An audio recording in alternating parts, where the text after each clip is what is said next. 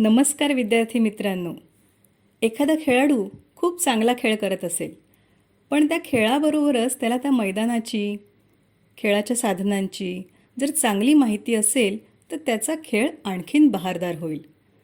अभ्यासाचं पण असंच काहीसं आहे.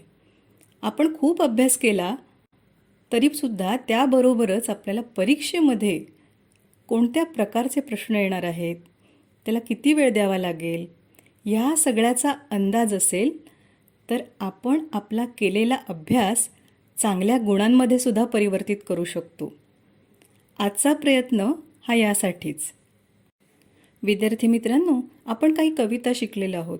आता या कवितांवरचे प्रश्न परीक्षेला कसे विचारले जातात आणि त्याची उत्तरं कशा प्रकारे लिहायला पाहिजे याची ओळख करून घेऊया. सहामाही आणि वार्षिक परीक्षा ही 100 मार्काची असते. त्यापैकी 20 मार्क हे इंटरनल म्हणजे अंतर्गत गुण असतात आणि उरलेले 80 मार्क आपल्याला पेपर लिहायचा असतो. या 80 मार्कांपैकी 16 मार्क हे कवितांवरच्या प्रश्नासाठी असतात. पद्य विभाग हा दुसरा असतो. पहिला गद्य विभाग असतो आणि त्याच्यानंतर दुसरा विभाग हा पद्य विभाग असतो. याच्यामध्ये अ आणि आ असे 2 प्रश्न असतात. अला 8 मार्क, आला 8 मार्क, अशा प्रकारे ही गुण विभागणी असते. आता याचं विभाजन आहे ते आपण समजून घेऊया. दुसऱ्या विभागातील अ उपप्रश्न 8 गुणांसाठी कृती दिलेल्या आहेत. पहिली आहे आकलन कृती 2 मार्कासाठी, दुसरी आकलन कृतीसुद्धा 2 मार्कासाठी, तिसरा जो प्रश्न आहे तो आहे कवितेतील शब्दांचे अर्थ लिहा म्हणजे समानार्थी शब्द, तेही 2 मार्कांसाठी, आणि चौथं आहे ते काव्य सौंदर्य, त्याच्यावर आधारित प्रश्न 2 मार्कांसाठी. आ उपप्रश्न 8 गुणांसाठी कृती आहे. यामध्ये 2 कविता दिलेल्या असतात. 2 कवितांपैकी एक कोणतीही कविता आपण निवडायची आहे जी आपल्याला चांगली येत असेल, चांगली माहीत असेल. 6 पैकी 5 कृती दिल्या जातात म्हणजे एका कवितेवरती 6 कृती आहेत. त्याच्यापैकी 5 कृती पेपरमध्ये दिलेल्या असतात आणि ह्या 5ही सोडवणं आवश्यक असतं.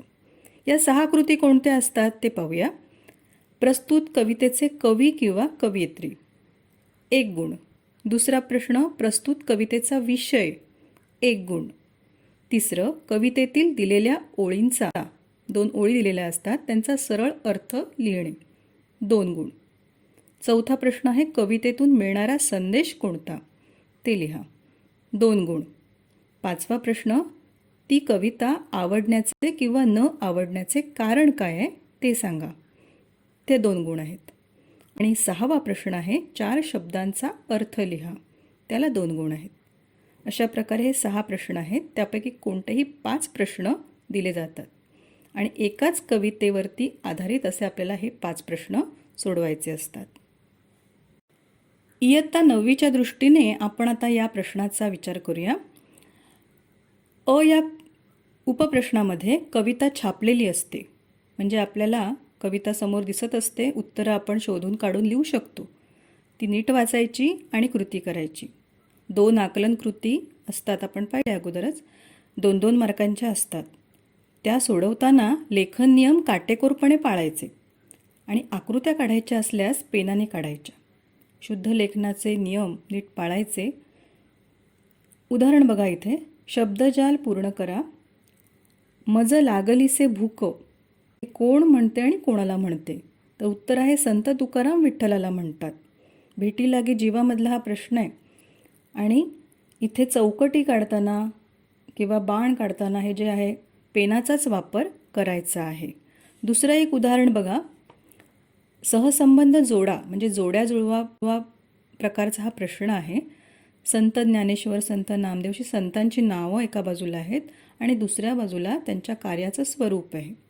त्याच्यामध्ये आपल्याला गट 1 जो आहे तो एका साईडला नीट लिहायचा आहे एका बाजूला आणि त्याच्या पुढे नीट उत्तरं लिहायची आहेत. तर अशा प्रकारचे हे प्रश्न या आकलन कृतींमध्ये विचारले जातात. आणखीन कोणकोणते प्रश्न विचारले जातात तर बघा, चौकटी पूर्ण करा, कोष्टक पूर्ण करा किंवा आकृतिबंध पूर्ण करा, योग्य पर्याय निवडा आणि वाक्य पूर्ण करा, शब्दसमूहाला कवितेतील योग्य शब्द द्या, कारणे लिहून विधान पूर्ण करा, चूक की बरोबर ते लिहा, असे वेगवेगळे आकलनपर प्रश्न, आकलनकृतीपर प्रश्न आपल्याला या अ विभागामध्ये विचारले जातात. या अ विभागातला तिसरा प्रश्न असतो समानार्थी शब्द लिहा. कवितेतले शब्द दिलेले असतात 4 आणि त्याचे समानार्थी शब्द आपल्याला लिहायचे असतात. उदाहरणार्थ इथे व्यायामाचे महत्त्व या कवितेतले 4 शब्द दिलेले आहेत. भोजन, मित्र, मानव आणि शक्ती. त्याचे समानार्थी शब्द आपण पुढे लिहायचे. सगळे शब्द एकाखाली एक नीट लिहायचे आणि व्यवस्थित त्याची उत्तरं लिहायची. चौथा प्रश्न हा काव्य सौंदर्यावर आधारित आहे.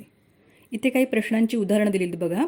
चकोराच्या दृष्टांतातून संत तुकाराम काय सिद्ध करू इच्छितात किंवा संतांचे कार्य नेहमीच मार्गदर्शक ठरते याविषयी तुमचे मत सोदाहरण स्पष्ट करा. यामध्ये ही कृती काय आहे त्याचा अर्थ नीट समजून घ्यायचा आहे आणि मग उत्तर लिहायचं आहे. म्हणजे नेमकं काय अपेक्षित आहे की संतांचं कार्य काय आहे ते थोडंसं लिहायचं आहे, मार्गदर्शन कसं करतं आहे ते लिहायचं आहे आणि त्याची उदाहरणं पण द्यायची आहेत. अशा प्रकारे टप्प्याटप्प्याने आपल्याला ते उत्तर लिहावं लागेल.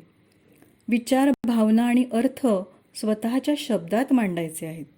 त्या प्रश्नाच्या अनुषंगाने जे काही आपल्या मनामध्ये येत आहेत विचार ते आपल्या शब्दात मांडणं आवश्यक आहे.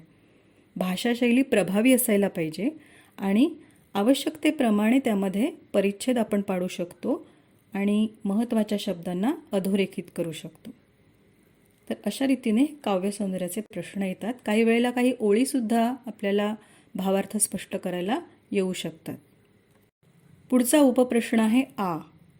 यामध्ये 2 कवितांची नावं दिलेली असतात. कविता दिलेली नसते, नावं असतात. त्या कवितांच्या आधारे 5 प्रश्न दिलेले असतात जे आपल्याला सोडवायचे असतात.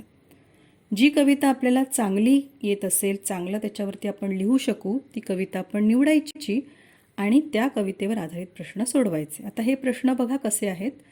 पहिला प्रश्न आहे प्रस्तुत कवितेचे कवी किंवा कवयित्री. आता इथे उदाहरणादाखल मी 2 कविता घेतलेल्या आहेत. संतकृपा झाली आणि व्यायामाचे महत्त्व. त्यापैकी मी संतकृपा झाली ही कविता निवडली आहे आणि या कवितेच्या कवयित्री संत बहिणाबाई हे उत्तर मी लिहिलं आहे. दुसरा प्रश्न असतो प्रस्तुत कवितेचा विषय. महाराष्ट्रातील वारकरी संप्रदायरूपी इमारत उभारणीमध्ये संतांचा मोलाचा वाटा कसा आहे हा या कवितेचा विषय आहे, ते मी इथे लिहीन. तिसरा प्रश्न ओळींचा सरळ अर्थ लिहा. यामध्ये 2 ओळी दिलेल्या असतात. दोन्ही कवितेच्या ओळी दिलेल्या असतात. पैकी आपण जी कविता निवडलेली आहे त्या ओळींचा अर्थ आपल्याला लिहायचा असतो. आता इथे ओळी दिल्या आहेत. ज्ञानदेवे रचिला पाया उभारिले देवालया. मग आपण या ओळींचा अर्थ जो आहे तो आपण इथे लिहिणार आहोत. तो अर्थ काय आहे तर संत बहिणाबाईंनी संतकृपा झाली या अभंगातून संतांचे कार्य वारकरी संप्रदायरूपी इमारतीच्या रूपकातून स्पष्ट केले आहे. या इमारतीचा पाया, भक्कम पाया संत ज्ञानेश्वरांनी रचला आहे आणि त्या काळात जो सामान्य बहुजन समाज होता तो ज्ञानापासून वंचित होता, अनेक संकटांनी दिशाहीन झालेला होता. तेव्हा ज्ञानेश्वरांनी ज्ञानेश्वरीची रचना केली, मराठीमध्ये लेखन केलं आणि संस्कृतमधलं ज्ञान हे सगळ्यांसाठी खुलं केलं. विठ्ठलाच्या वारीच्या निमित्ताने सगळेजण एकत्र आले. अशी ही देवालय रूपी पवित्र इमारत उभी राहण्यासाठी आपण सर्व एका ईश्वराची लेकरे आहोत आणि ईश्वर प्राप्तीसाठी कर्मकांडाची गरज नाही. हे जे काही तत्त्वज्ञान आहे याची बैठक ज्ञानेश्वरांनी तयार केली म्हणून ज्ञानेश्वरांनी पाया रचला असं कवयित्री म्हणत आहेत. असं याचं उत्तर आपल्याला नीट व्यवस्थित लिहावं लागेल. त्यानंतर चौथा प्रश्न आहे कवितेतून मिळणारा संदेश. आता संतकृपा झाली या कवितेतून कोणता संदेश मिळतो तर संतांनी अनेक कष्ट सहन करून समाजाचा विरोध पत्करून समतेचा संदेश आपल्याला दिला किंवा समतेच्या प्रस्थापनेसाठी प्रयत्न केले. अंधश्रद्धा, कर्मकांड यांना विरोध केला. संतांनी निर्माण केलेले हे कार्य समाज प्रगतीचे मंदिर आपण सांभाळले पाहिजे. संत साहित्यसुद्धा इतकं सुंदर आहे, इतकं वाचनीय आहे, त्याचं जतन आपण केलं पाहिजे. हा संदेश आपल्याला ही कविता किंवा हा अभंग देतो. पुढचा 5वा प्रश्न कविता आवडण्याचे किंवा न आवडण्याचे कारण आपण सांगायचे. आता संतकृपा झाली हा अभंग मला आवडल्यामुळे मी आवडण्याचं कारण लिहिणार आहे. अभंग स्वरूपातील ही रचना आहे, ती गेय आहे, गीत रूपाने लक्षात राहते. त्याप्रमाणे थोडक्या आणि मोजक्या शब्दामध्ये संतांचं भरीव कार्य स्पष्ट केलेलं आहे. उदाहरणार्थ तुकारामांचे कार्य हे कळसासारखं आहे वगैरे वगैरे. त्यानंतर सुंदर यमकं आहेत, जसं पाया, देवालया, किंकर, आवार. अभंग वाचून संतांविषयीच्या अभिमानाने मन प्रसन्न होते. आपल्या मनामध्ये एक प्रकारचा अभिमान जागृत होतो. तर या सगळ्या गोष्टींमुळे मला हा अभंग आवडतो, असं आपलं जे काही मत असेल ते आपण तिथे मांडायचं आहे. आता शेवटचा जो आहे 6वा प्रश्न, 6वी कृती, ती आहे शब्दांचे अर्थ लिहिणे. यामध्ये देवालय, देऊळ, किंकर, सेवक, किंकरचा दुसरा एक अर्थ दगड असा सुद्धा आहे, ध्वजा, झेंडा आणि दिधला म्हणजे दिला. तर असे शब्दांचे अर्थ एकाखाली एक नीट लिहायचे.